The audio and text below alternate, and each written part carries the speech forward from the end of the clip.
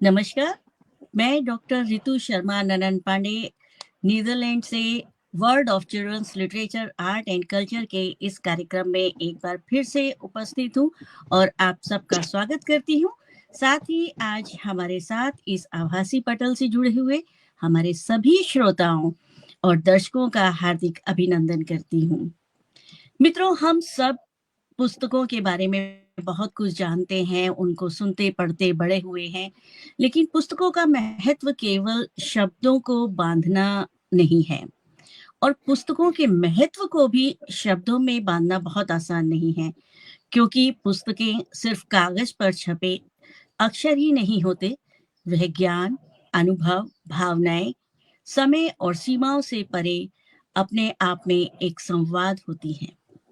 पुस्तकें वह ज्ञान स्रोत है जो अज्ञात से हमारा परिचय करवाती है, हमारे चिंतन और कल्पनाओं को विस्तार देती है, नए दृष्टिकोण सिखाती हैं, लेखक और पाठक के बीच सेतु स्थापित करती हैं, संवेदनशीलता और सहानुभूति को जागृत करती हैं और इन सब से ज्यादा वह सुख दुख में हमारी मित्र होती हैं।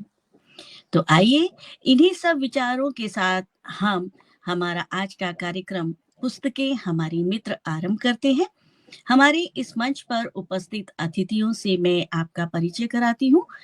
आज हमारे कार्यक्रम की अध्यक्षता करने के लिए हमारे बीच हमारे मंच पर उपस्थित हैं हिंदी साहित्य के मूर्धन्य साहित्यकार आदरणीय सूर्य कुमार पांडे जी। आप हिंदी साहित्य के उत्कर्ष में अपने रचना कर्म का अतुल्य योगदान आपने दिया है और आप वरिष्ठ साहित्यकार हैं, व्यंग्यकार हैं, कवि हैं, आलोचक हैं, चिंतक हैं। इसके साथ साथ आपको कई सम्मानों से सम्मानित किया जा चुका है और आज हमारे मंच पर उपस्थित हैं, तो ये हमारा भाग्य है। आदरणीय, मंच पर आपका स्वागत है। धन्यवाद। आज हमारे मंच पर मुख्य अतिथि के रूप में हमारे साथ आदरणीय रजनीकांत शुक्ल सर जुड़े हैं, जिन्हें कौन नहीं जानता है। और मतलब मैं कुछ कहूँ, मेरे से ज्यादा आप सब लोग जानते हैं, आप नित्य इन्हें पढ़ते हैं, आप शिक्षाविद हैं, वरिष्ठ बाल साहित्यकार हैं, आपकी अनेकों पुस्तकें, रचनाएं अनेक मंच पर, पटल पर और पुस्तिकाओं में प्रकाशित हो चुकी हैं। आदरणीय, मंच पर आपका स्वागत है। हमारे आज के कार्यक्रम में विषय प्रवर्तक के रूप में हमारे साथ वरिष्ठ बाल साहित्यकार, कवि, शिक्षाविद व हिंदी की गूंज के संस्थापक आदरणीय नरेंद्र सिंह निहार जी जुड़े हुए हैं, जिनके लेख, बाल कविताएं भारत के पाठ्यक्रम में शामिल हैं तथा अन्य बाल कविताएं पत्रिकाओं में, अन्य बाल पत्रिकाओं व एनसीईआरटी के कार्यक्रमों में प्रकाशित होती रहती हैं। आप भी कई सम्मानों से परिचित हैं। आप सम्मानित हैं। आदरणीय, कार्यक्रम में आपका स्वागत है। हमारी मुख्य वक्ता सोनी जी अभी हमारे साथ नहीं जुड़ी हैं, अलका सोनी जी अभी कुछ ही देर में वे हमारे साथ जुड़ जाएंगी, तब हम उनका भी स्वागत अभिनंदन करेंगे मंच पर। और हमारे आज के जो एक विशेष नन्हे मेहमान हैं अर्णव सिंह, वो भी अभी तक हमसे नहीं जुड़े हैं, लेकिन शीघ्र ही जुड़ जाएंगे, क्योंकि नेटवर्क का आज भारत में थोड़ा सा मुझे लगता है कुछ व्यवधान है, तो जल्द ही वो हमसे संपर्क करेंगे और हमसे जुड़ेंगे। तब तक हम कार्यक्रम को आरंभ करते हैं और मैं आदरणीय अध्यक्ष महोदय जी से सादर निवेदन करती हूँ कि कृपया अपने उद्बोधन शब्दों द्वारा हमें इस कार्यक्रम को आरंभ करने की अनुमति प्रदान करें। आदरणीय, मंच आपका है। बहुत बहुत धन्यवाद डॉक्टर रितु शर्मा ननन पांडे। और आज ये मेरा सौभाग्य है कि मैं world of children literature art and culture के इस मंच पर आप सबके साथ हूँ। हमारे दो मित्र यहाँ उपस्थित हैं जिन्हें मैं देख पा रहा हूँ, भाई रजनीकांत शुक्ल जी और मेरे अत्यंत प्रिय नरेंद्र सिंह निहार जी, जिन्हें हम हिंदी की गूंज ही नाम से जाने जाते हैं। ये भी इनकी एक पहचान है। तो अभी कुछ और लोगों की प्रतीक्षा है, वह एक अलग बात है। हो सकता है कि वे लोग कहीं पुस्तकें पढ़ने में व्यस्त हों, कुछ तैयारियां कर रहे हों। बात पुस्तकों की है और ये आभासी पटल है जिस पे हम लोग इस विषय में चर्चा करने के लिए यहाँ आए हैं। आज जो मुख्य बात है, विषय परिवर्तन हमारे प्रिय निहार जी करेंगे। उससे पहले मैं कहना चाहूंगा कि हम लोग उस पीढ़ी के लोग हैं जो पुस्तकों की दुनिया से निकलकर और आज की इस नई टेक्नोलॉजी की दुनिया में आए हैं। तो एक स्वाभाविक रूप से पुस्तकों के साथ हमारा स्नेह भी है, हमारा प्यार है, और वो जिसको कहते हैं पहला प्यार, वो हमारा ही पहला प्यार है पुस्तकें।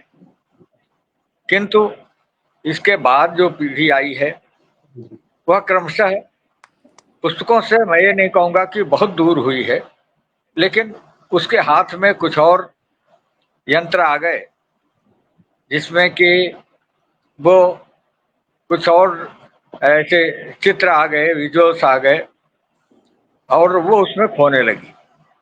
ऐसे में पुस्तकें कितनी हमारा साथ देती हैं, कब तक साथ देती हैं, ये हमारे लिए एक चिंता की बात रहती है।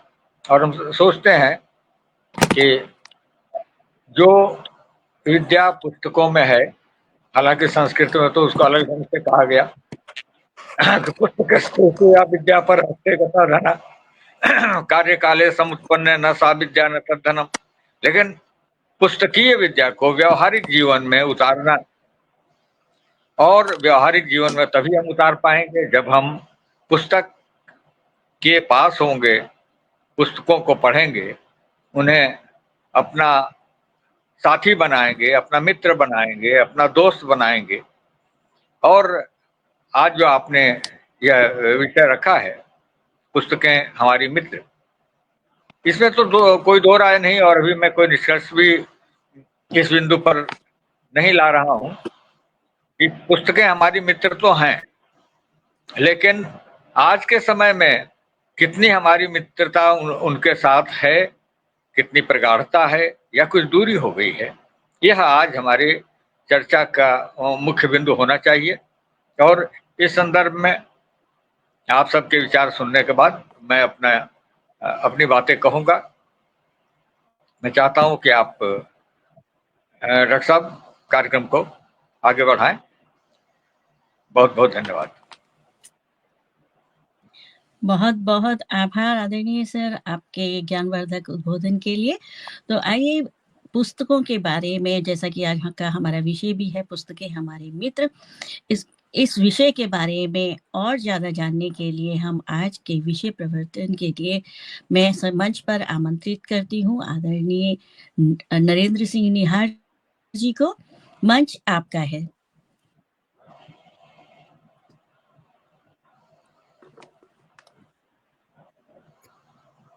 धन्यवाद रितु जी। आज का मंच बहुत ही समृद्ध मंच है, क्योंकि मैं देख रहा हूं कि बाल साहित्य के साक्षात सूर्य परम आदरणीय परम श्रद्धेय गुरुदेव सूर्य कुमार पांडे जी हमारे समक्ष हैं, और बाल साहित्य के शशि के रूप में रजनीकांत भैया भी हैं।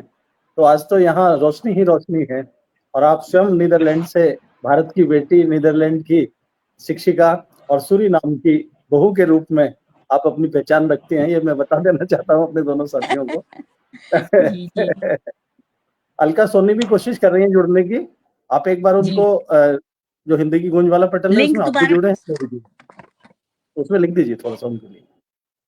जी जी जी जी, तो ऐसे समृद्ध पटल को सर्वप्रथम मैं नमन करता हूं। मेरा बड़ा सौभाग्य है कि आज रोशनी के इस पटल पर मैं पुस्तकों के बारे में, बाल साहित्य के बारे में चर्चा के लिए उपस्थित हूं। यहाँ पर पुस्तकें हमारी मित्र, वास्तव में भैया रजनीकांत जी, आप और हम जिस काल में पढ़ लिख रहे थे, बड़े हो रहे थे, पुस्तकों का बड़ा महत्व रहा है।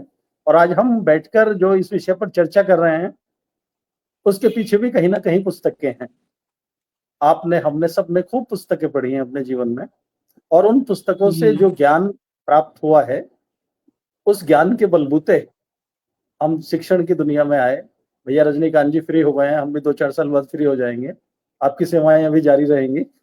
पांडे जी बहुत पहले फ्री हो चुके हैं। तो ये किताबें हमारा पीछा नहीं छोड़ रही हैं। आप मेरे पीछे देख रहे हैं, ये अलमीरा बनी हुई है, ये पूरी की पूरी पुरस्कारों से और पुस्तकों से जी भरी हुई है। तो ये जी पुस्तकें जी हमारी जी जी मित्र हैं। और बहुत अच्छा कहा है, जी ओपन ए बुक, जैन बॉस्टविल हुए हैं एक राइटर, उन्होंने बहुत शानदार बात कही है कि जी एक किताब खोलो और तुम्हें तरह तरह के लोग और जगहें मिलेंगी। एक किताब खोलो, तुम्हें बिल्कुल तरह तरह के लोग और जगहें मिलेंगी। एक किताब खोलो और तुम वह सब कुछ बन सकते हो जो तुम बनना चाहते हो। किताब खोलते बिल्कुल ही हमारे सौभाग्य के द्वार भी खुल जाते हैं। ऐसा हमारी पीढ़ी के लोग मानते रहे, जानते रहे और उसके ऊपर निरंतर कार्य भी करते रहे। अब बात आती है कि भी पुस्तकों की जो उपयोगिता है वो सर्वविदित है। हर एक शहर में पुस्तकालय, हर विद्यालय महाविद्यालय में पुस्तकालय होते होते हैं, वहां से बच्चे पुस्तकें लेते हैं, पुस्तकें पढ़ते हैं। दिल्ली में एक बड़ी संस्था है, दिल्ली पब्लिक लाइब्रेरी, जिसकी 31 शाखाएं हैं जी और जो केंद्रीय शाखा है वो पुरानी दिल्ली रेलवे स्टेशन के सामने है। मेरा सौभाग्य है कि मैं वहां पर एक सदस्य के रूप में भी नामित हूँ और सेवाएं दे रहा हूँ। बहुत सारी लाखों लाख पुस्तकें हैं वहां पे, और आप कभी विजिट करें, दिल्ली में आए तो दिल्ली पब्लिक लाइब्रेरी जरूर जाएं। वहां देखिए हमने जी पाठकों के लिए कितनी अच्छी सुविधाएं की हुई हैं। एसी रूम में आजकल वहां जो बच्चे तैयारी करते हैं परीक्षाओं की, वहां पुस्तकें पढ़ते हैं। वहां जाकर मुझे लगता है कि वास्तव में पुस्तकें जी हमारे जीवन का निर्माण कर रही हैं, चरित्र का निर्माण कर रही हैं। और पुस्तकों को लेकर मेरा मानना यह है कि जिसके पास पुस्तकें हैं वो कभी दरिद्र नहीं हो सकता, वो कभी अमित्र नहीं हो सकता, और वो कभी जीवन की नकारात्मकता की ओर नहीं जा सकता। ये पुस्तकों की एक प्रासंगिकता है जो हमेशा थी है और रहेगी। जो पढ़ना लिखना जानता है और पुस्तक प्रेमी है, वो अकेले में बैठकर भी बहुत सारी भीड़ से घिरा हुआ है, क्योंकि उस पुस्तक के जो पढ़ने जा रहा है उसके जो पात्र हैं वो उससे संवाद कर, जैसे आपने भी कहा था कि संवाद करती है किताबें हमसे, जी कुछ कहना चाहती हैं, कुछ बोलना चाहती हैं, कुछ निकलना चाहती हैं। अभी 2019-20 में पांडे जी के शहर लखनऊ से उजाला नामक मासिक पत्रिका पहले आती थी, पता नहीं अभी आ रही है नहीं आ रही, उसने हमारा एक पुस्तक गीत प्रकाशित किया था। तब हमने लिखा था कि मान की सम्मान की ये कथाएं ज्ञान की, मान वाह की सम्मान की ये कथाएं ज्ञान की, जांची परखी सर्वदा ये दिशा उत्थान की। हर सुबह उठकर सवेरे एक पुस्तक को पढ़ें, उंगली घुमाएं ध्यान से सीख कर आगे बढ़ें। हार की भी जीत है संबल बने इंसान की, मान की सम्मान की ये कथाएं ज्ञान की। और वाह जब कभी घेरे निराशा या अकेलापन खले, पांडे जी, जब वाह कभी घेरे निराशा या अकेलापन खले, चंद पन्ने पढ़ किताबें मन को हम पुलकित करें। हम अकेले हैं वाह कहाँ, ये मित्र हैं जहान की। हम अकेले वाह हैं कहाँ, ये मित्र हैं जहान की। मान की सम्मान की ये कथाएं ज्ञान की, जिंदगी के हर सफर में ये चलेंगी साथ मेरे। रितु जी देखिए, आप चली गई वाह नीदरलैंड, लेकिन किताबें अपने साथ लेके गई हैं।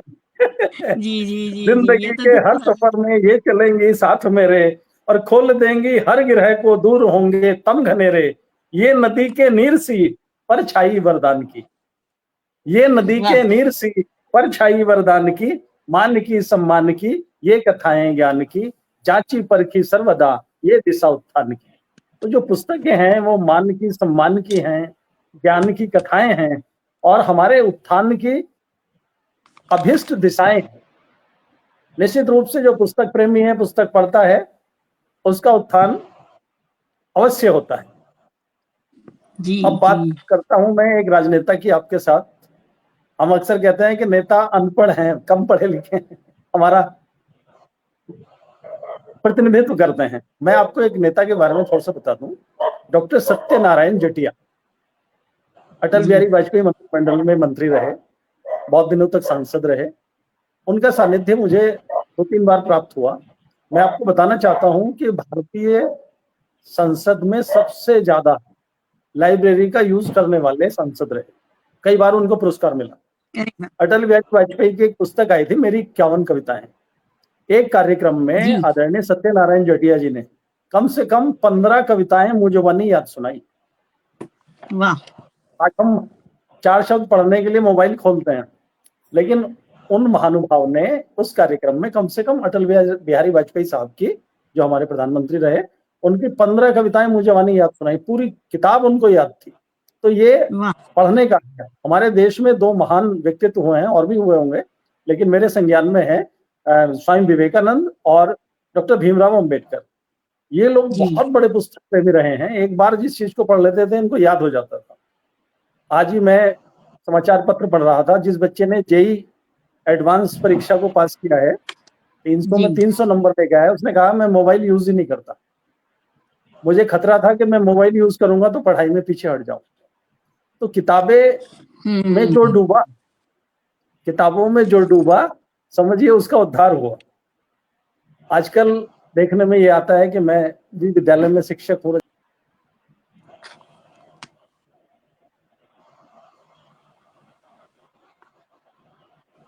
जी। आपका कनेक्शन कहाँ गया? आवाज चली गई। हाँ, आवाज क्या मतलब, वो खुद भी चले गए, कनेक्शन हाँ। शायद लूज हो गया है। सेकंड मैडम, एक सेकंड। आ रहे हैं आ रहे आ हैं। गया क्या? हाँ आ गया आ जी, गया। जी, जी, जी।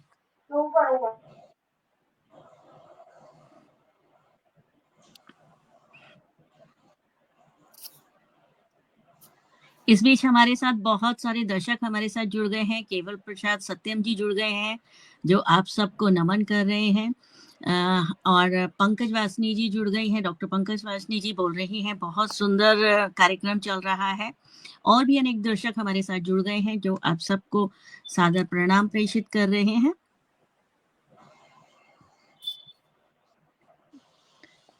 मुझे लगता है शायद नेटवर्क का कुछ इशू हो रहा है, क्योंकि बहुत अच्छा वक्तव्य चल रहा था इस बीच में। लेकिन पुस्तकों के बारे में जो बताया उन्होंने, निहार जी ने, आदरणीय निहार सिंह जी ने, कि पुस्तकें सच में, जो पुस्तकों में एक बार खो गया फिर वो पुस्तकों का हो गया। तो पुस्तकें जो है हमारे व्यक्तित्व का विकास तो करती ही हैं, साथ में हमारे मस्तिष्क का विकास भी करती हैं और हमको अवसादों से भी निकालती हैं। तो पुस्तकें हमारे जीवन में केवल अलमारी में सजाने के लिए या लाइब्रेरी में जाके पढ़ने के लिए ही नहीं बनी है। पुस्तकों का महत्व उससे कहीं अधिक है। और मुझे लगता है कि निहार जी अभी जुड़ नहीं पा रहे हैं, तो मैं हमारे आज के जो मुख्य वक्ता है उनको आमंत्रित करती हूँ। आदरणीय रजनीकांत शुक्ल सर को मैं मंच पर आमंत्रित करती हूँ, अगर निहार जी नहीं आ पा रहे हैं। सर, मंच पर आपका स्वागत है। जी। और जैसा कि जी। कहा जाता है कि पुस्तक जुड़ गए हैं निहार जी? अभी नहीं, आवाज नहीं आ रही। जैसे कहा जाता है सर कि पुस्तकें जो हैं समाज का आईना है और परिवर्तन का एक औजार भी है। तो आप इस विषय में क्या कहना चाहते हैं कि क्योंकि समाज जो है हम सबसे मिलकर बनता है और समाज की बागडोर जो है हमारी वर्तमान और भावी पीढ़ी के हाथ में है। तो पुस्तकें इसमें किस तरह अपना रोल निभाती है या किस तरह सहायक होती है, कृपया हमारे दर्शकों को विस्तार से बताएं। मंच आपका है। जी जी। रितु जी नमस्कार आपको। पांडे जी हमारे अध्यक्ष हैं आज के, उनको नमस्कार। और जो इतने भी श्रोता दर्शक हमसे जुड़े हुए हैं उन सभी को प्रणाम करता हूं। और अपनी बात कहता हूं कि शिक्षक होने के नाते मैं तो बच्चों से और पुस्तकों से जुड़ा ही रहा। लेकिन ये पुस्तकों से जुड़ाव की कहानी यहीं से नहीं शुरू होती है, इसकी शुरुआत होती है मेरे बचपन से। और मेरे बचपन से मैंने जब बहुत छोटा रहा होगा, प्राइमरी कक्षा का विद्यार्थी था, प्राथमिक कक्षाओं का, उस समय उस दौरान मैंने जो पुस्तकों से मुझे सानिध्य मिला पुस्तकों का, उसने आज मुझे इस लायक बनाया कि मैं आप लोगों के बीच में बैठ के बात कर सकता हूँ। और आपने मुझे मौका दिया इसका।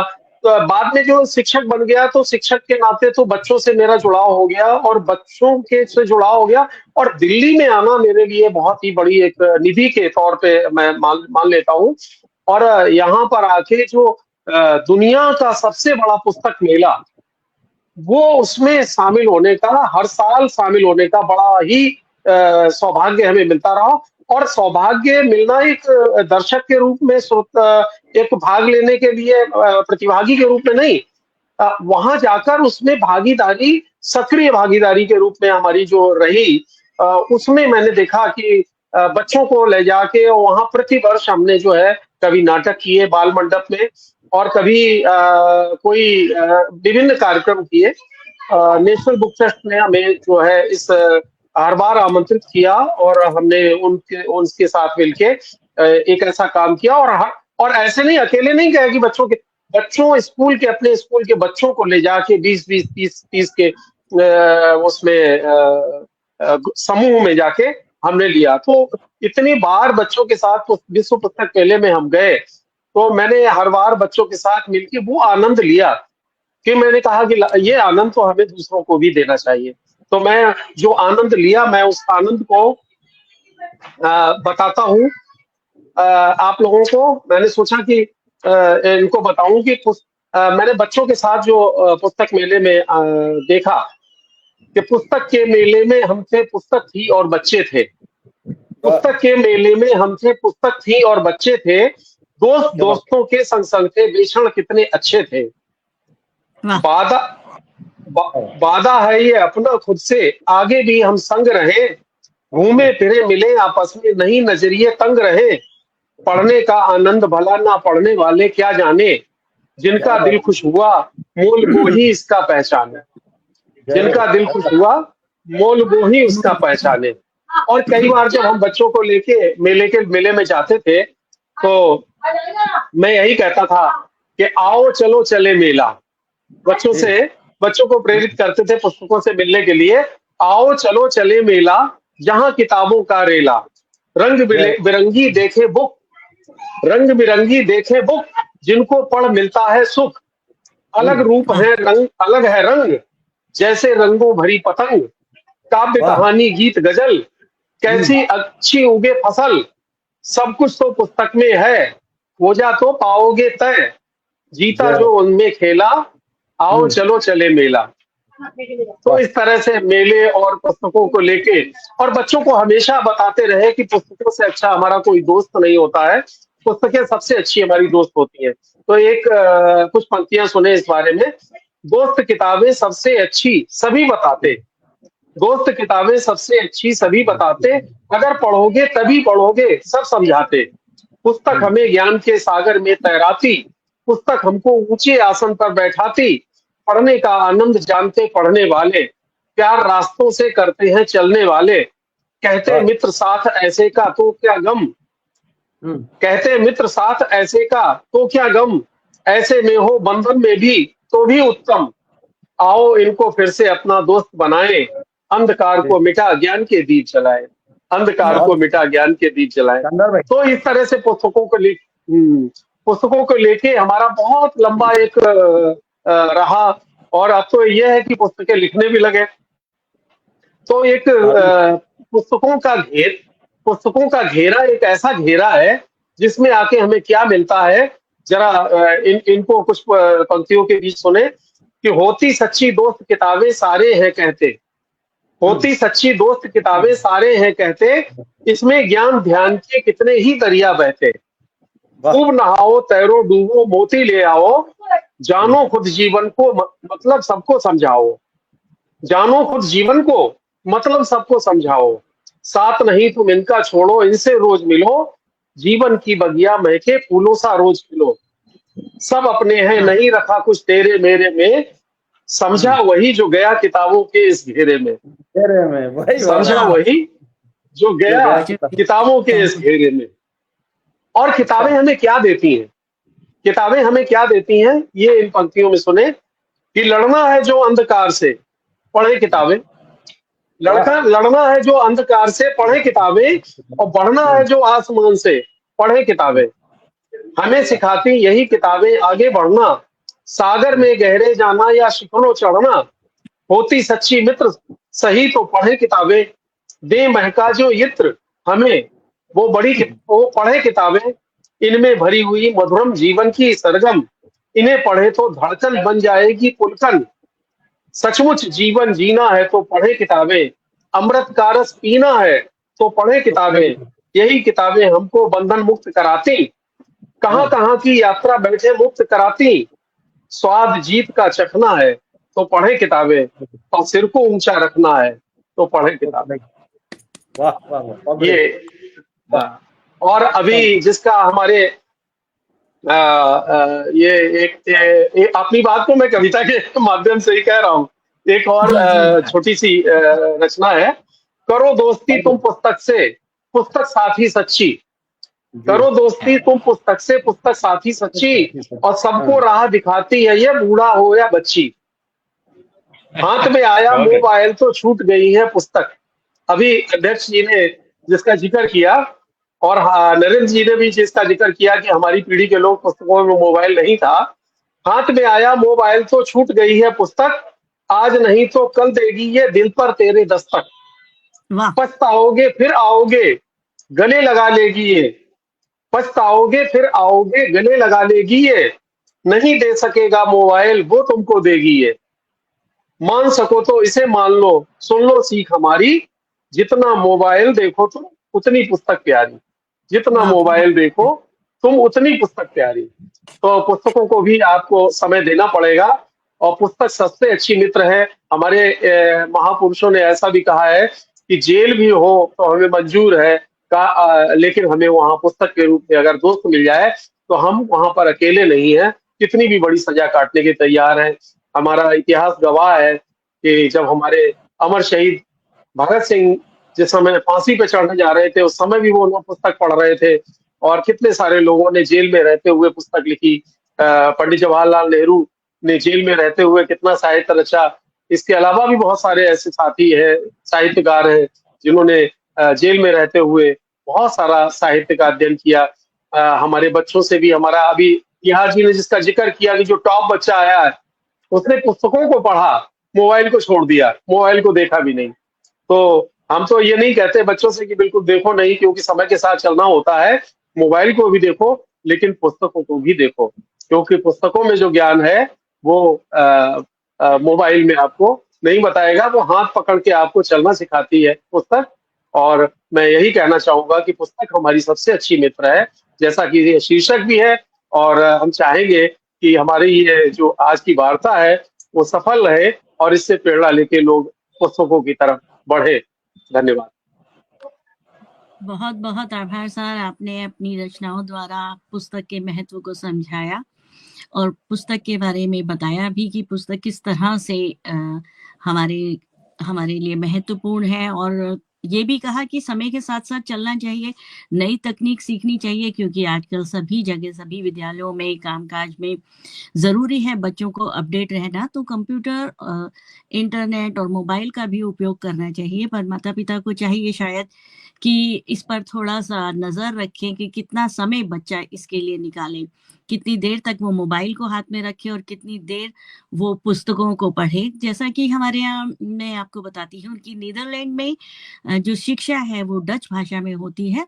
तो जब बच्चा यहाँ प्राइमरी स्कूल में होता है, प्राथमिक शिक्षा ले रहा होता है, तो उसको पढ़ना नहीं आता है। जब 5 साल का बच्चा होता है तो प्रथम कक्षा में वो आता है, उस समय उसको ऐसी पुस्तकें दी जाती हैं जिसमें रंग-बिरंगी चित्रकला होती है, तो बच्चे को समझाया दिखाया जाता है, अच्छा ये हाथी होता है, ये शेर होता है, तो एक-एक 2-2 अक्षर लिखे होते हैं, लेकिन पुस्तकें पढ़ने की आदत बच्चों को वहाँ से पड़ जाती है। और जब बच्चा 4th-5वीं कक्षा में आ जाता है, तो बच्चों को अक्षर ज्ञान हो जाता है, वो लोग पुस्तकें पढ़ना शुरू कर देते हैं। तो हर विद्यालय में यहाँ पर अपना एक पुस्तकालय होता है और हर विद्यार्थी को कक्षा 4 से एक पुस्तक 1 महीने में मिलती है, और उन 4 सप्ताह में उस बच्चे को वो पुस्तक पढ़नी होती है और उसके ऊपर एक प्रेजेंटेशन बनानी होती है कि आपने ये पुस्तक पढ़ी, क्यों पढ़ी, इसके लेखक कौन थे, इसमें आपको क्या अच्छा लगा। तो 15 मिनट का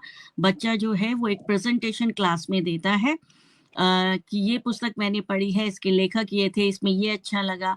और फिर जो बाकी क्लास के जो बच्चे होते हैं वो अपने टिप एंड टॉप्स, मतलब अ, उसने सही से प्रेजेंट किया अपनी पुस्तक के बारे में या नहीं किया, या उनको कैसा लगा उसका वक्तव्य, तो बच्चे ही बताते हैं और उसके आधार पर उसको नंबर मिलते हैं, और ये नंबर भी परीक्षा में माने जाते हैं। तो इस तरह से जब तक पढ़ाई है, चाहे आप कॉलेज में भी आ जाते हैं, तब भी आपको आपकी उम्र के हिसाब से महीने में एक पुस्तक लेनी होती है। और उसके ऊपर जब आप जैसे जैसे बड़े होते जाते हैं तो प्रेजेंटेशन का टाइम थोड़ा कम हो जाता है, लेकिन तब आप लिख कर उस पुस्तक के बारे में बताते हैं। तो एक जो पढ़ने की आदत है, पुस्तकों के साथ मित्रता, या पुस्तकों के साथ बच्चे बड़े होते हैं तो उनके संबंध जो बढ़ते चले जाते हैं पुस्तकों में। यहाँ पर तो नीदरलैंड में ये एक बहुत अच्छी बात है कि यहाँ पे पाठक बहुत है, और बच्चों को बेबी जब होता है तब से उसको पढ़ना नहीं आता है, लेकिन चित्र देखना भी, कलर भी मेरे ख्याल से बच्चे को 6 सप्ताह बाद समझ आते हैं कि ये रंग है। लेकिन यहाँ पर उपहार में बहुत पुस्तकें दी जाती हैं। अगर आप किसी को उपहार में पुस्तकें और पुष्पगुच्छ देते हैं तो वो सबसे अच्छा उपहार माना जाता है। जब दादा दादी या नाना नानी भी आते हैं तो वो बच्चों के लिए, जब तक बच्चे प्राइमरी स्कूल में हैं, प्राथमिक शिक्षा में हैं और मिडिल वार स्कूल में जाते हैं, तब तक पुस्तकें ही उनको, जन्मदिन को छोड़कर, क्योंकि जन्मदिन एक खास उपलक्ष्य होता है, उस दिन उन्हें तोहफा दिया जाता है उनकी पसंद का, लेकिन बाकी अवसरों पर बच्चे को पुस्तकें ही यहाँ पर भेंट दी जाती हैं। तो ये एक बहुत अच्छा चलन जो मुझे लगता है कि नीदरलैंड का है। और यहाँ की लाइब्रेरियाँ इस ढंग से बनी हुई हैं कि जैसा अभी निहार जी ने बताया, दिल्ली पब्लिक लाइब्रेरी एसी लगी है। तो यहाँ पर लाइब्रेरी में क्या होता है कि 3 तरीके के सेक्शन होते हैं, जिसमें सबसे छोटे बच्चे होते हैं, उनको जो लेखक होते हैं वो सप्ताह या महीने में आके खुद पुस्तक पढ़ के सुनाते हैं, तो उनके लिए वहाँ पे टॉयज रखे होते हैं, ऐसे खिलौने रखे होते हैं जिनके माध्यम से वो पढ़ते हैं। फिर जो माध्यमिक शिक्षा के बच्चे होते हैं उनके लिए महीने या 2 महीने में मीट एंड ग्रीट रखी जाती है, या कोई ऐसा लेखक होता है जो अपनी पुस्तक के ऊपर अपने विचार व्यक्त करने के लिए आता है। फिर लाइब्रेरी में, क्योंकि नीदरलैंड जो है वो भारत की तरह बहुभाषीय देश नहीं है, डच ही यहाँ पर प्राथमिक है, लेकिन हाँ अनेकों देशों से लोग यहाँ पर हैं। तो माता पिता के लिए भी बुक कैफे है यहाँ पर, कि आप आए बच्चों के साथ पढ़ें। जो विदेश से यहाँ आते हैं जिनको डच नहीं आती है, लेकिन बच्चों को स्कूल में डच सीखना जरूरी है क्योंकि शिक्षा दीक्षा डच भाषा में है, तो माँ बाप के लिए भी बुक कैफे हैं, वहां पर आके वो भी शिक्षा ले सकते हैं डच की और सीख सकते हैं भाषा।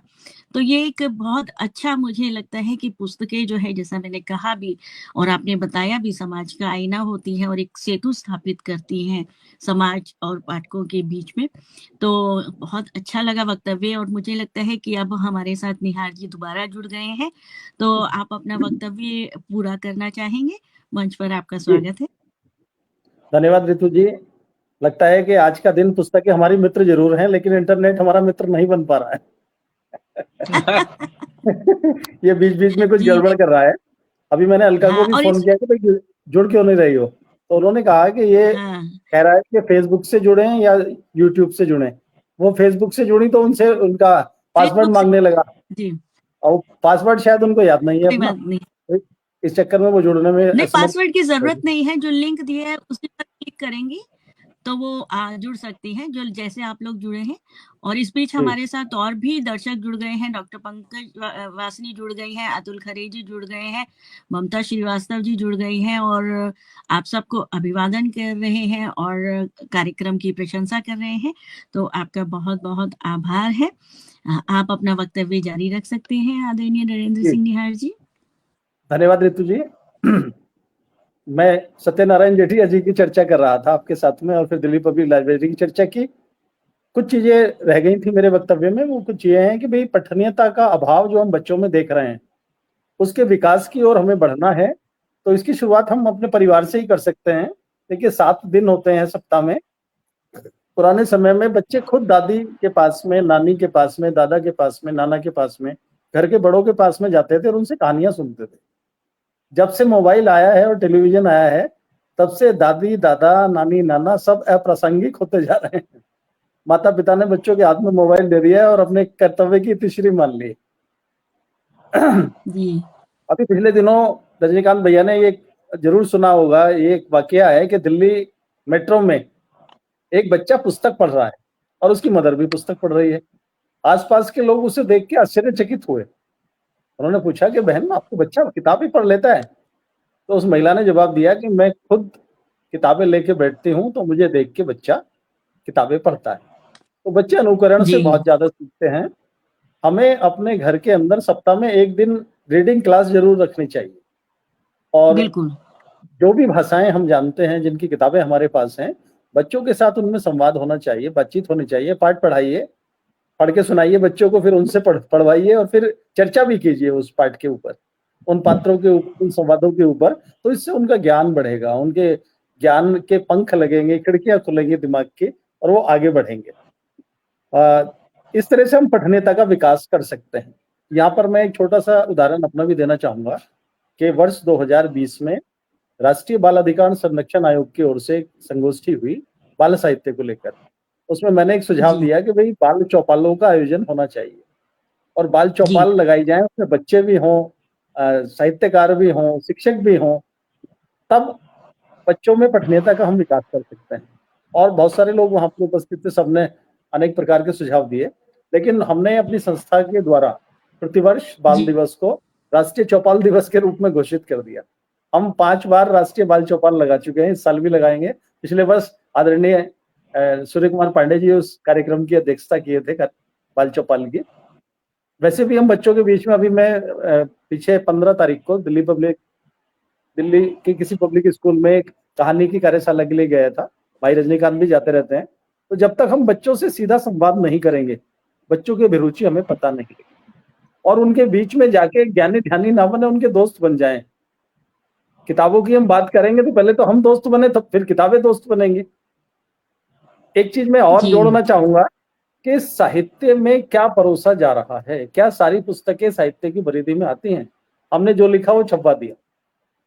बच्चों को हमें वही साहित्य देना। देखिए, आप हम सब राम कृष्ण, शिवाजी, महाराणा प्रताप, गुरु गोविंद सिंह, इन सब लोगों की चरित्र प्रधान कहानियां पढ़कर बड़े हुए हैं, इनको अपना आदर्श मानते रहे हैं, या समाज सुधारक ले लीजिए। आज साहित्य के प्रतिमान बदल रहे हैं। हमें श्लील और अश्लील के बीच की एक बारीक सी जो लाइन है, उस पर भी ध्यान रखना होगा। उन पुस्तकों को बच्चों को उपलब्ध कराना होगा जो उनके चरित्र विकास में, चरित्र निर्माण में सहायक हों। अमर्यादित विषयों का जो लेखन है, उसको प्रोत्साहित करने की आवश्यकता नहीं है, बल्कि उसे नकारा जाना चाहिए। तभी हम बच्चों को एक स्वस्थ साहित्य दे सकते हैं, जिसको वो अपना मित्र समझे और वो मित्र आगे बढ़कर उनका चित्र बदलने का एक बड़ा कार्य कर सके। यही मैं आप सबसे विनती करता हूँ, साहित्यकारों से कहता हूँ कि भाई बढ़िया लिखिए, ताकि हमारे बच्चों को पढ़ने के लिए अच्छा मिले। आप स्वयं बच्चों, अब ये इंतजार मत कीजिए कि बच्चे आपके पास आएंगे। कोशिश कीजिए कि आप अपने घर के पास के किसी विद्यालय के साथ जुड़ जाएं, या जहां भी लाइब्रेरी है, जहां लोग बैठते हैं, उनके बीच में जाएं और चर्चा करें किताबों की, पुस्तकों की। और जैसा रितु जी ने कहा कि मैं खुद आजकल इस चीज को, जैसे बच्चों का जन्मदिन है या किसी का समारोह है, कहीं मुझे गिफ्ट के रूप में देना है, तो मैं पुस्तकें गिफ्ट में देता हूँ। किताबें पढ़ी जाएंगी तो निश्चित रूप से उनमें लिखा हुआ साहित्य हमारे जीवन को प्रभावित करेगा, दिशा देगा, और हम कभी अकेले महसूस नहीं करेंगे। मेरी शुभकामनाएं हैं। पुस्तकें मेरी मित्र हैं, आपकी भी मित्र हैं, और हम सबके मित्र बन जाएं।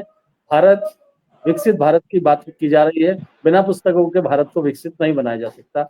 आपका बहुत बहुत धन्यवाद। नमस्कार। बहुत बहुत धन्यवाद आभार निहार निहार जी। जी। मैं भी कहने ही वाली थी, आपने बढ़िया। मन की बात पकड़ ली कि पुस्तकों के लेखन में भी नवाचार होना चाहिए। हम एक ही तरीके की ज्यादातर भारत की जो मैं बाल साहित्य या वैसे भी पुस्तक कभी पढ़ती हूँ, इस बार पुस्तक मेले में भी गई मैं, तो अधिकांश पुस्तकें जो थी वो मुझे एक सी लगी। लेखकों को भी चाहिए कि वो पुस्तकों में नवाचार करें, क्योंकि समय बदल रहा है। तो समय के साथ साथ बच्चों की जो पसंद है वो भी जी, बदल बिल्कुल। रही है। और जैसा कि अभी आदरणीय रजनीकांत सर ने कहा कि मोबाइल का जमाना है, तो हमें वही ढर्रे में आलू भालू नहीं रखने चाहिए। उसके अलावा नए कुछ चरित्र गढ़ने चाहिए जो बच्चों को अपनी ओर आकर्षित कर सके, पुस्तकें पढ़ने या खरीदने के लिए आकर्षित कर सके। और जहां तक आपने कहा कि अभिभावकों का, तो मुझे लगता है कि अभिभावकों का ही रोल सबसे बड़ा है या दायित्व सबसे बड़ा है बच्चों को पुस्तकों से मिलवाने के लिए। आप जब वीकेंड होता है तो आप जाते हैं, चलो फन पार्क में चलते हैं, वहां पर जाकर आप 350 रुपए की एक टिकट लेते हैं एक बच्चे की, और उसके अंदर जाते हैं। जब वहां पे पॉपकॉर्न खाते हैं, आइसक्रीम खाते हैं, तो समझ लीजिए 1 से 2,000 रुपए आप एक बच्चे पर खर्च करते हैं। तो क्या अभिभावक 50 रुपए या 100 रुपए की एक पुस्तक खरीद कर बच्चे को नहीं दे सकते? यहाँ पे भी एक बड़ा प्रश्न खड़ा होता है, क्योंकि स्कूलों में बच्चे कितनी देर रहते हैं? 7 से 8 घंटे रहते हैं। अगर आप 7 से 8 घंटे में आप उनको कितना प्रोत्साहित कर सकते हैं? सबसे ज्यादा दायित्व तो घर वालों का बनता है कि माता पिता, जैसा कि आपने बताया भी एक उदाहरण देकर कि माँ जो पुस्तक पढ़ रही थी, तो इसलिए बच्चे ने भी उठाई। तो कहते भी हैं कि माँ ही सबसे पहली गुरु होती है। तो माँओं का भी ये दायित्व बनता है कि बच्चों को पुस्तकें पढ़ना सिखाएं, और पुस्तकें सिर्फ इसलिए ना पढ़ना सिखाएं कि उसमें कहानियां होती है या पोयम होती है या कविताएं हैं। नहीं नहीं, पुस्तकों में दुनिया भर की जानकारी होती है। जी। और अब समय जो नया युग चल रहा है उसमें तो अनुवाद की पुस्तकें अनुदित होकर बाहर विदेशी पुस्तकें इतनी आ गई हैं कि बच्चों को भारत के अलावा भी विदेशी संस्कृति से पुस्तकों के द्वारा मिलाया जा सकता है। जैसे हमारे जमाने में शायद आपको याद होता होगा पेन फ्रेंड बनते थे, तो जो दूसरे देशों के या दूसरे शहरों के कई बार हम लोग नंदन में या दूसरी पत्रिकाओं में पढ़ते थे उनको, तो उनको हम पत्र लिखा करते थे, उनसे दोस्ती किया करते थे। तो हमें वहाँ की संस्कृति के बारे में, उनकी भाषा, सबके बारे में पता लगता था। अब तो पुस्तकें हमारी खुद ही मित्र बन गई हैं कि विदेशी संस्कृति या प्रांतीय संस्कृति हमको अनुदित होकर हमारी भाषा में पढ़ने को मिल रही है।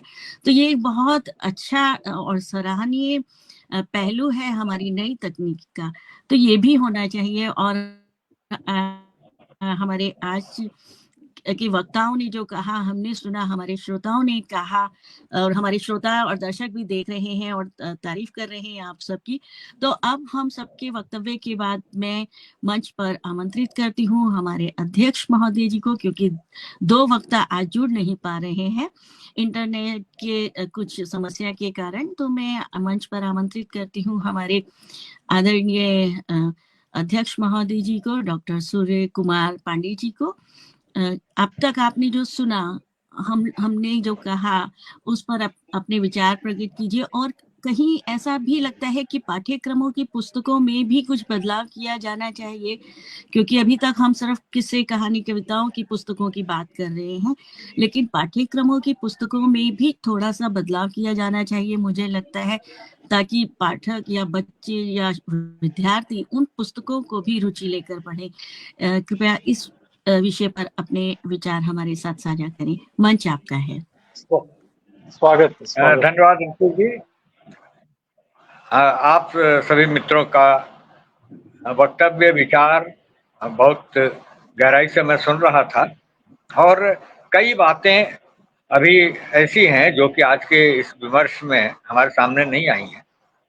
मुख्य बात जो जहां से आपने शुरू की, पाठ्यक्रम में क्या होना चाहिए, क्या नहीं होना चाहिए, ये तो इसके विशेषज्ञ लोग तय करते हैं। लेकिन आप हमारे देश में भारत की जो स्थितियां हैं, मुख्यतः वहां पर बच्चों के हाथ में पाठ्य पुस्तकें ही होती हैं। और जी, उस दौर में जो कस्बाई और ग्रामीण हमारे बच्चे थे, उन तक पत्र पत्रिकाओं की पहुंच तब भी कम थी, शहरों में ज्यादा थी, कस्बों तक जाती जी थी। आज स्थितियां बदल गई हैं।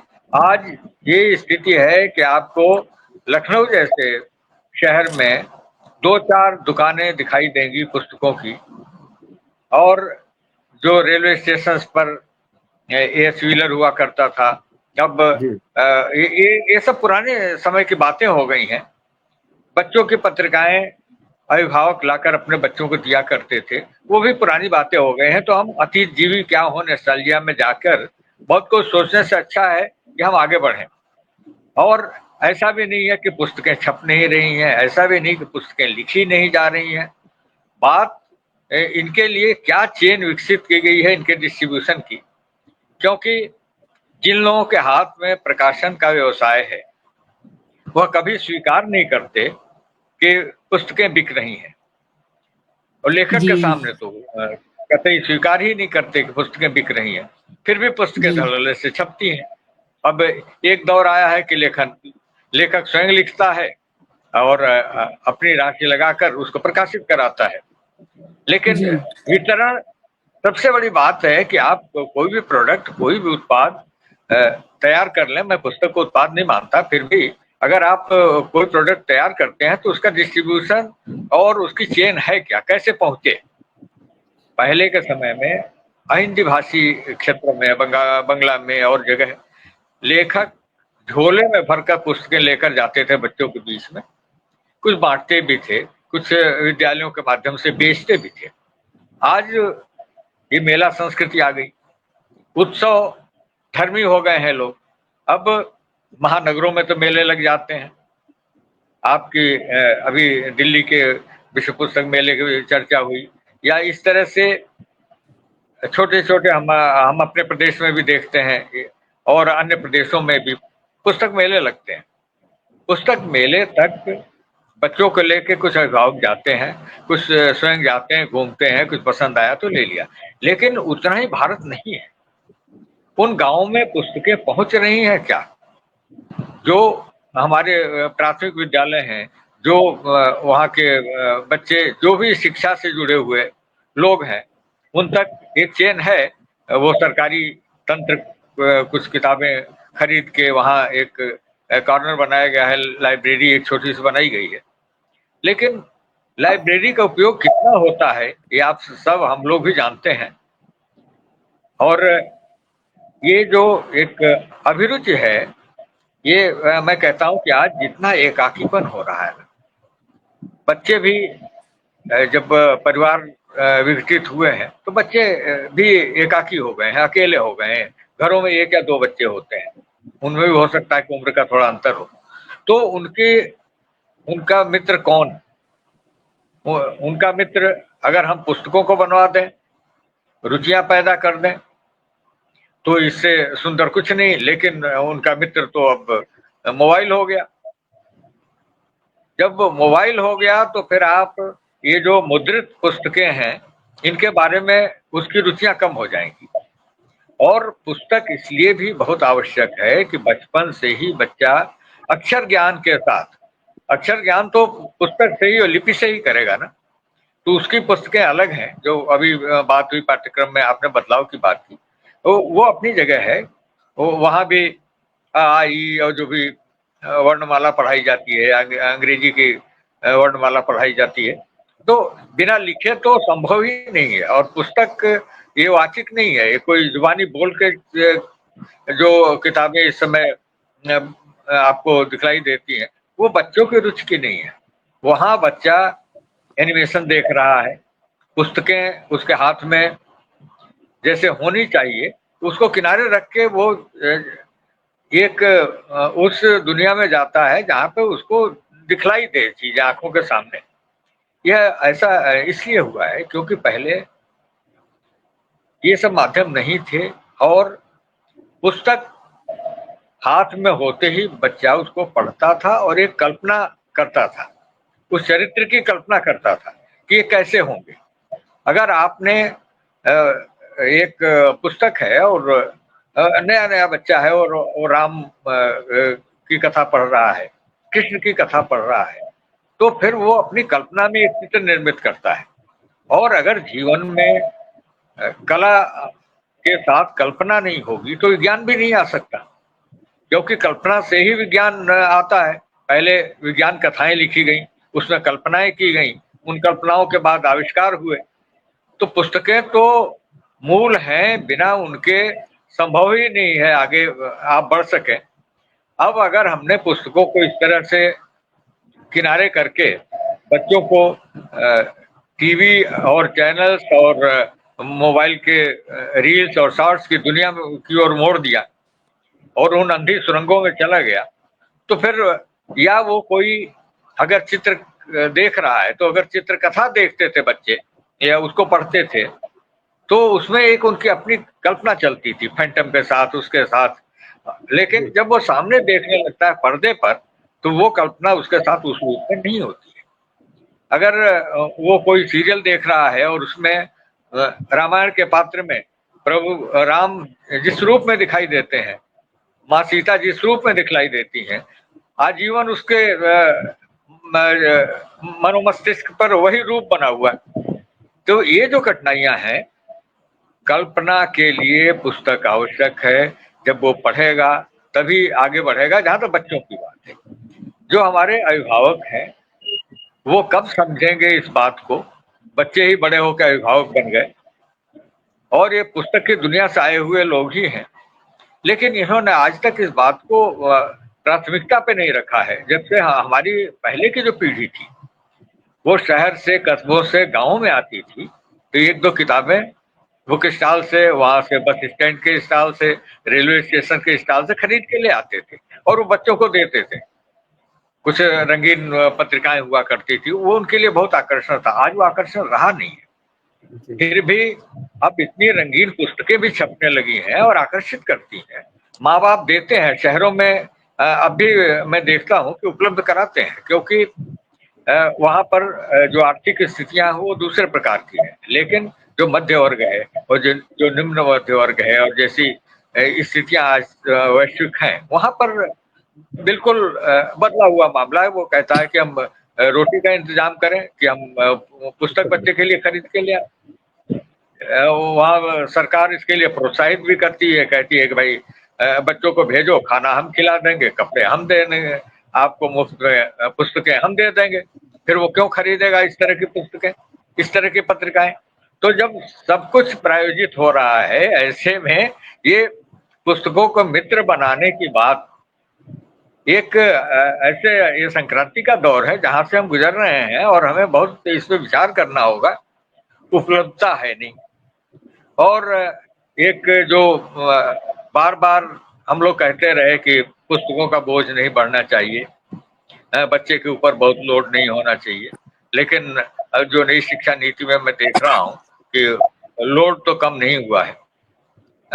मेरा जो अनुभव है, मैं पा रहा हूँ कि लोड कम नहीं हुआ है।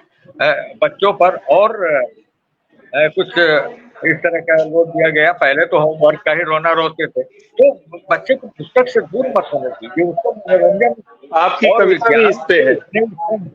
कथा कहानी, एक कविता के अतिरिक्त कितने विषय हैं जिसके बारे में बच्चा जानना चाहता है और उसको इतने रोचक ढंग से हमारे लेखक लिख सकते हैं। तो ये क्योंकि सब लेखक गण यहाँ जुड़े हुए हैं, तो ये भी एक विमर्श की बात है कि आप ये देखिए कि आज के बच्चे चाहते क्या है, तो उनके बीच जाएं। मेरा सौभाग्य है कि हमारे दोनों मित्र जो है, निहार जी और रजनीकांत जी, बच्चों से और शिक्षण से आजीवन जुड़े रहे हैं। हम लोगों को उतना अवसर नहीं मिला, लेकिन बाल मनोविज्ञान को समझना और आरोपित साहित्य दूर तक नहीं जाएगा। वो बच्चे की रुचि का नहीं होता है जब तक मनोरंजन का तत्व नहीं होगा उसमें। और कठिन से कठिन बात को आप मनोरंजन में बच्चों तक पहुंचाइए तो पुस्तकें उनकी मित्र बन जाएंगी, वरना वो पुस्तकों को अपने से दूरी बनाने का प्रयास करेगा। प्रकाशन की समस्या मैंने आपको बताई, और जो इतिहास है हमारा, उसको जिस ढंग से प्रस्तुत किया जाता है, अगर बचपन से ही उसने इतिहास को आत्मसात करके पढ़ा है। कुछ विषय ऐसे हैं जैसे कि भूगोल है, और आपके नागरिक शास्त्र हैं, ये एक स्तर के बच्चों को बहुत आवश्यक नहीं है। सिविक सेंस आवश्यक है, लेकिन वो जो उसका शास्त्र है जो पढ़ाया जाता है, अब कितना परिवर्तन आया है मैं कह नहीं सकता, मैं तो एक आप लोगों से पहले की पीढ़ी का हूँ, लेकिन मुझे लगता है कि वो भारी बैठता है सिविक्स। और लेकिन हिस्ट्री को सरल ढंग से जो काम हमारे रजनीकांत जी करते हैं, ये आज के बच्चों पे भी कथाएं लिख रहे हैं, पुराने समय के लोगों के बारे में भी, जो इतिहास में महापुरुष हुए हैं उनके बारे में बताते हैं, बहादुर बच्चों के बारे में भी आप बता रहे हैं। निहार जी मनोरंजक ढंग से बातों को कहते हैं अपनी कविता में, मुझे लगता है कि ज्यादा वो सरलता से आसानी से कह पाते हैं और बहुत चुलबुले ढंग से। तो जब तक ऐसी रचनाएं होंगी, पुस्तक के रूप में आएंगी, रंगीन आएंगी, तो बच्चे की दोस्त बनेगी, अन्यथा बच्चे उनसे दूर होंगे और उन्हीं चीजों से जाके जुड़ेंगे। और ये कोई मैं कहता हूं कि ये कोई समस्या जो है ये भारत की ही नहीं है, नीदरलैंड की क्या स्थितियां मुझे नहीं पता, लेकिन अभी मैं देख रहा था टाइम मैगजीन में एक किसी का आलेख आया है, वो कोई चार्ली कैम्पबेल है। चार्ली कैम्पबेल ने एक लेख लिखा है जिसमें कि उन्होंने बताया है कि किस तरह ऑस्ट्रेलिया के प्रधानमंत्री ने रोक लगाई है बच्चों के उसके ऊपर। मैं उसको आपको बताऊं, उन्होंने कहा है कि ऑस्ट्रेलिया के प्रधानमंत्री हैं एंथोनी अल्बानीज़, तो उन्होंने अपने आवास पे कुछ बच्चों से मुलाकात की और उन्होंने उनसे कहा कि मैं चाहता हूं कि सभी बच्चे खेल के मैदानों में खेलें, लंच के समय एक दूसरे से गपशप करें और इसी तरह की गतिविधियों में एंगेज रहें। इसलिए मैं बच्चों के लिए सोशल मीडिया के इस्तेमाल पे बैन लगा रहा हूं। हाँ, लगा दिया। तो ये जो स्थितियां हैं, मतलब 65% लोग चाहते हैं कि बच्चों को सोशल मीडिया पे बैन लगाया जाए, लेकिन बैन बहुत चीजों पर लगाया जाता है, प्रतिबंध किया जाता है, और जितना आप वर्जित फल उसको बनाएंगे उतना ही उसकी ओर बच्चे आकर्षित होंगे। आपको अपनी पुस्तकों की गुणवत्ता को इतना पुख्ता करना होगा, इतना मजबूत करना होगा कि वो बच्चों के लिए भी उतनी ग्राह्य हो और बड़े भी पुस्तकों की ओर आकर्षित हो। धार्मिक पुस्तकें पढ़ी जाती हैं और उसका कारण दूसरा है, उसका कारण आस्था है, लेकिन इसके अतिरिक्त जो पुस्तकें हैं, जो क्लासिक्स लिखे गए हैं, उनके अभी बहुत भाषाओं के अनुवाद हमारे यहाँ हिंदी में उपलब्ध नहीं है, और हैं भी, किए भी गए हैं, तो एक एकेडमिक उसके अंतर्गत हैं जो कि चंद पुस्तकालयों के बीच में बंद हैं। बच्चों के पुस्तकालय सचल जब तक नहीं होंगे और कोने में किसी विद्यालय के 50-100 किताबें सरकारी आपूर्ति के द्वारा रख दी जाए, तो वो बच्चों को उतनी आकर्षित नहीं करती। वहां तो उसके शिक्षक को भी रुचि लेनी होगी, और क्या उन्होंने इसके लिए रास्ते बना रखे हैं। हमें याद है कि मैं बचपन में मेरे पिता शिक्षा विभाग में थे और वहाँ अधिकारी थे, तो बच्चों की पत्रिकाएं आती थीं और वो डिस्ट्रीब्यूशन के लिए सारे विद्यालयों में बंटने के लिए जिला स्तर पर एकत्र होती थी, और हम लोग धीरे से उसमें से एक किताब निकाल के पढ़ना शुरू करते थे। ये रुचि वहां से पैदा हुई, और उस समय की कितनी कविताएं मैंने निहार जी को एक बार सुनाया भी कि देखो उस समय की कविता मुझे याद है। पत्रिका कौन सी थी, वो बाल सखा थी या और कई पत्रिकाएं आया करती थी, ये उनका नाम तो नहीं याद आती, एक प्रयागराज से निकलती थी। बाद में ये सब पत्रिकाएं तो हम लोग के देखते देखते आई हैं। नंदन बाद में आई, और नंदन तो बहुत ही बाद में आई है। 1964 में जब नेहरू जी का निधन हुआ तो उसके बाद ये विचार बिरला जी के मन में आया था कि एक पत्रिका शुरू की जाए बच्चों के लिए, और नवंबर 1964 में पहला अंक निकला और हम लोग के देखते देखते पत्रिका बंद हो गई। तो है कोरोना काल ये जो स्थितियां हैं, उपहार की बात आपने कही, गिफ्ट देने में हमारे यहाँ वही खेल खिलौने देने की अभी वो चीजें गई नहीं है। और कोई अगर 4 किताब लेके आए देने के लिए तो लोग कहेंगे इसके पास कहीं आलतू फालतू होंगी, लाके यहाँ टिका दिया हमारे बच्चों को, उसको वो उपहार में मानते ही नहीं है। ये पता नहीं क्या सोच है भाई। देखो वो आपके ज्ञान के लिए, आपके बच्चे के विकास के लिए पुस्तक ला के दे रहा है, और या हम कहें कि हम ही आपको ये पुस्तक भेंट करें तो आप ले जाते हैं, कितना पढ़ते हैं। और जो लोग इतनी पुस्तकें भेंट करते हैं, कहीं हम लोग जाते हैं तो मिलते हैं, मेरी किताब, मेरी पुस्तक, वो पुस्तक, और सैकड़ों किताबें आती हैं। अभी हमारे यहाँ पुस्तक मेला जो मुझे उसका सौभाग्य भी मिला है उसको आरंभ कराने का, आज से 25 साल पहले लखनऊ का पुस्तक मेला जो अभी चल रहा है, और 25 साल पहले हम लोगों ने शुरू कराया था। तब ये मेला दूसरे तरह का हुआ करता था, शहर के अंदर हर जगह होता था मेला। अब जो फेस्टिवल हो गए हैं और जो नाम हो गया है, लेकिन उस समय का मेला गांव कस्बे का मेला जिसमें वहां की चीजें आती थी, बिकती थी, और कुछ ऐसी पुस्तकें होती थी जो बहुत छोटे छोटे पन्नों वाली निकलती थी। फिल्म की 7-8 पन्ने के गानों की पत्रिकाएं, पत्रिकाएं क्या, वो एक तरह से वो आपके पैम्पलेट टाइप का हुआ करता था, फोल्डर टाइप का, और किस्सा तोता मैना और इस तरह की। और उस समय का ग्रामीण भारत वैसा था भी, वो उन्हीं किताबों को पढ़ते भी थे। लेकिन धीरे धीरे विकास बहुत हुआ है, आगे आए हैं, पुस्तकें आई, लेकिन मेलों तक पुस्तकें पहुंची हैं और वहां सिमट जाएं और हम जाएं उस मेले में तो ज्यादातर लोग तो घूमने जाते हैं, पुस्तकें उलटते हैं, पलटते हैं, देखते हैं कितनी बिक्री होती है।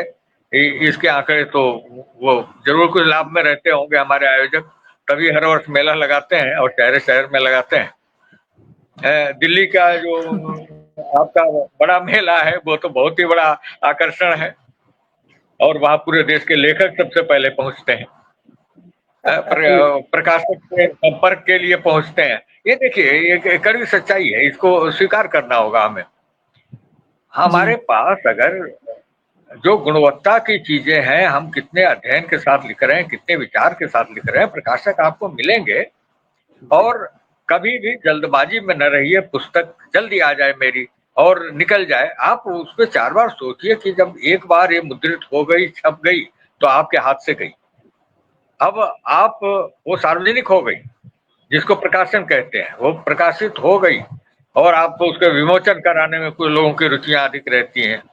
तो इस तरह के बहुत चीजें हैं लेखकों के बीच की, पुरस्कार के लिए कुछ लोग लिखते हैं, तो ये सब विसंगतियां हैं। लेखक वो है जो कि अपना काम करे, गहन अध्ययन के द्वारा पुस्तक लिखे, और ऐसे लिखे कि जिसके हाथ में जाए वो पुस्तक उसकी दोस्त बन जाए।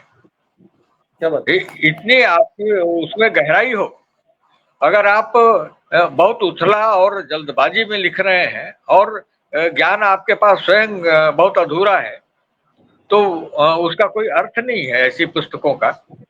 आप जो कुछ भी करें वो बहुत सोच समझकर, क्योंकि एक पुस्तक जो तैयार हो जाती है वो इतिहास में चली जाती है, वो आगे वो लोगों के हाथों में जाती है, और किसी समय उसको पढ़ा जाएगा। हो सकता है कि आज वो न पढ़ी जाए, लेकिन अगर वो कहीं रहेगी सुरक्षित अक्षर के रूप में, तो अक्षर का क्षरण तो होता नहीं, वो नहीं बनती है। तो वो पुस्तक अगर कहीं कागज बचा रहेगा तो आप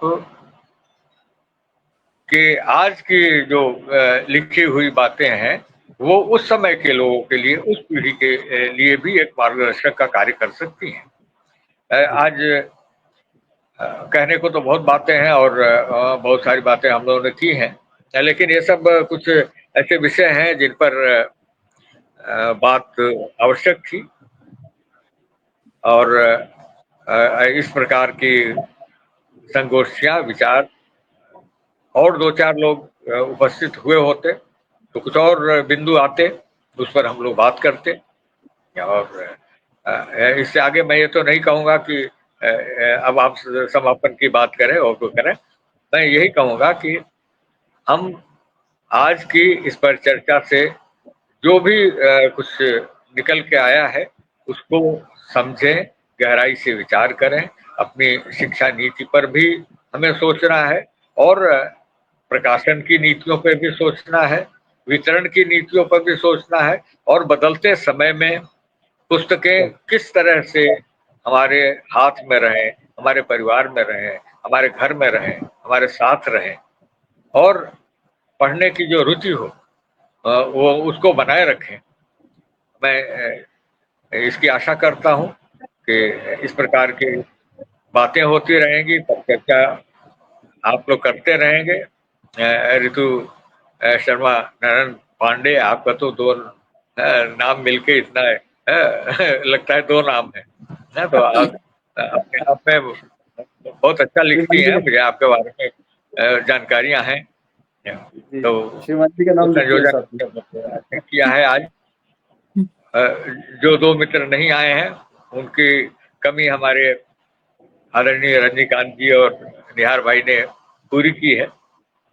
जी मेरे पास कहने के लिए इससे अधिक मैं देख रहा हूँ कि समय भी 1 घंटे 6 मिनट हम लोग यहाँ पर आ चुके हैं। तो लेकिन बहुत आगे महत्वपूर्ण, आगे आप हाँ, आपको बढ़ाएं और बिखरी बिखरी बातें कभी एक विषय पर ही हम लोग केंद्रित करके बात करेंगे। ये क्योंकि ये पुस्तकें हमारे मित्र में, बच्चों की पुस्तकें, बच्चों की मित्र, बड़ों की पुस्तकें, बड़ों की मित्र कौन पुस्तकें, किसकी मित्र, और ये बहुत ये सागर बड़ा गहरा है, इस पे लंबी चर्चा होनी चाहिए। और जो खतरे हैं ये नई टेक्नोलॉजी के और नए माध्यमों के, उस पर अलग से भी हमें बात करनी होगी। जी जी मैं चाहता हूं कि आप इसके बाद आगे कार्यक्रम आगे बढ़ाएं। जो मैंने पहले ही कहा कि समापन की बात न कहते हुए मैं कह रहा हूं कि आप अगर आप कुछ और कहना चाहते हैं तो जी स्वागत। बहुत धन्यवाद, बहुत मुझे भी आभार आपका। आपका। और हमारे साथ दिल्ली से वरिष्ठ साहित्यकार अनुवादक आदरणीय ओम सप्रा जी भी जुड़े हुए हैं। अतुल खरे जी लिख रहे हैं, शाश्वत और रील्स ने बच्चों का फोकस समय बहुत कम कर दिया है, जिसका सीधा प्रभाव उनके पढ़ने और लिखने की तार्किक क्षमता पर पड़ रहा है। और इसी तरह डॉक्टर पंकज वासनी भी लिख रही हैं कि नए मोबाइल की वजह से बच्चों में परिवर्तन आया है। और अतुल खरे जी ने लिखा है, आदरणीय पांडे सर, की बाल मनोविज्ञान के आधार पर बच्चों के लिए साहित्य सृजन होना चाहिए, जिसमें लेखकों की महत्वपूर्ण भूमिका होती है। और जहां तक अभी मैं देख रही थी, हमारे आदरणीय रजनीकांत सर ने भी लिखा कि पुस्तकें केवल हम, जैसे मैंने पहले भी कहा, कि पुस्तकें हम केवल किस्से कहानियों के लिए नहीं पढ़ रहे हैं, हम अपनी सांस्कृतिक धरोहर, भाषा और सभ्यता भी अपनी भावी पीढ़ी के लिए उसके माध्यम से छोड़ रहे हैं। जैसे आरतियां हो गई, रामायण हो गया। और जैसे आपने अभी कहा कि आपका नाम 2 नाम लगता है, तो मैं अपने नाम के बारे में बताती हूँ, क्योंकि मुझे लगता है कि हम बताना चाहिए। जो ननन पांडे नाम है वो मेरे ससुराल का नाम है, फैमिली नाम है, पारिवारिक नाम है ननन पांडे, और ये गिरमिटिया परिवार है। और इसलिए मैं यहाँ पर बता रही हूँ, गिरमिटिया परिवार, जैसे आपने कहा कि पहले लोग यात्रा करने जाते थे, पुस्तकें साथ ले जाते थे, ऐसे ही 151 वर्ष पहले जो हमारे पूर्वज भारत से गए थे सूरीनाम, और सूरीनाम से फिर नीदरलैंड आकर बसे सारे गिरमिटिया, तो वो लोग उस समय अपने साथ रामायण, गीता, कबीर के दोहों की पुस्तकें, ऐसी चीजें ले गए थे। और हिंदी शिक्षा की और विद्यालयों की सुविधा ना होने के बाद भी इन्हीं के माध्यम से उन्होंने आज 151 वर्ष बाद भी हमारी हिंदी भाषा को जीवित रखा है और बच्चों में पुस्तकें पढ़ने की आदत को बनाए रखा है, चाहे वह रामायण के रूप में हो, गीता के रूप में हो, या आरती याद कराना हो, वो संस्कृति। तो पुस्तकें हमारी मित्र के साथ साथ हमारे पूर्वज होने का भी एक तरह से घर के बड़े होने का दायित्व भी हमारे साथ निभाती है, हमारी संस्कृति को कायम रखती है और हमारी पहचान को कायम रखती है। तो आज का जो हमारा वक्तव्य था, बहुत सभी हमारे वक्ताओं ने बहुत बढ़िया वक्तव्य दिया, और मुझे लगता है कि आज हमारे दर्शकों को भी बहुत सारी जानकारी मिली होगी। और प्रयास करेंगे कि अगली बार से बच्चों को फन पार्क में तो लेकर जाएं, लेकिन एक पुस्तक भी साथ में ले जाएं और उपहार में पुस्तकें भी दें। तो मेरी एक छोटी सी कविता है अंत में, मैं जिसको पढ़ना चाहूंगी। पुस्तकें। कभी शब्दों का समुंदर है, कभी सपनों का पुलिंदा है। कभी शब्दों का समुंदर है, कभी सपनों का पुलिंदा है। कभी इतिहास की संदूकची, कभी छोटा सा परिंदा है। किसी को राह दिखाती है, किसी को राह दिखाती है, किसी के मन को बहलाती है। कभी खामोश सी लगती है तो कभी खुद बोल जाती है। सफर ये कागज का छोटा है, सफर ये कागज का छोटा है, पर दूरी अनंत तय कराती है। बैठे बैठे जहां घूम आते हैं, जहां कल्पना भी हिचकिचाती है। मन के दरवाजे खोलो तो, मन के दरवाजे खोलो तो ये चुपचाप भीतर आ जाती हैं। संग रहो इनके कुछ पल, जिंदगी में ये रंग भर जाती हैं। पुस्तकें बस पुस्तकें नहीं होती, ये अनकही दोस्ती निभाती हैं। तो बहुत बढ़िया। आप सबका बहुत बहुत आभार। आपने अपने समय में से इस कार्यक्रम के लिए समय निकाला, और हमारे आभासी पोर्टल से जुड़े हुए हमारे सभी दर्शकों और श्रोताओं का भी मैं मन से धन्यवाद अर्पित करती हूँ कि आप हमारे साथ जुड़े रहे और अपनी प्रतिक्रिया हमें देते रहे। अपनी टिप्पणियों से हमारे वक्ताओं का आपने सराहना की, तो आपका बहुत बहुत आभार है। अगले माह हम फिर मिलेंगे एक नए विषय के साथ, और यदि आप में से भी किन्हीं के पास नया विषय हो जिस पर आपको लगता है कि चर्चा होनी चाहिए, तो आपका स्वागत है। आप हमसे संपर्क करें तो हम अगले विषय के लिए नया कार्यक्रम फिर से चुनेंगे। तब तक के लिए हमें आज्ञा दीजिए। आपका बहुत बहुत आभार। धन्यवाद। बहुत धन्यवाद ऋतु जी, मैं बता दूं कि एक नाटक मैं लिख रहा हूँ, पुस्तक सच्ची दोस्त हमारी, इस शीर्षक से, और लगभग अभी पूरा होने की स्थिति में है। थोड़ा व्यस्तता हो गई तो इस वजह से नहीं पूरा कर पाया, तो जल्दी ही उसको पूरा करूंगा। पुस्तक सच्ची दोस्त हमारी। अरे वाह, एक नाटक मैंने इसके विपरीत लिखा था, पुस्तक की आत्महत्या। और आपको बताएं कि इसको अवार्ड मिला है यूरोपीय जो हमारा विश्व हिंदी सचिवालय है उसकी ओर से प्रतियोगिता आयोजित की गई थी, और ऋतु जी ने यूरोपीय जो उसका एक पार्ट था उसमें प्रथम स्थान प्राप्त किया है। बहुत बहुत बधाई ऋतु जी आपको। बहुत बहुत आभार। और पुस्तक दिवस आने वाला है तो बच्चों को सबकी बधाई आपको। हाँ बिल्कुल, बहुत बहुत आभार। और पुस्तक दिवस आने वाला है, पुस्तक दिवस को भी एक पर्व की तरह मनाएं और पुस्तकों को खरीदें और बच्चों को पढ़ाएं। धन्यवाद। धन्यवाद, बहुत शुक्रिया आप सब।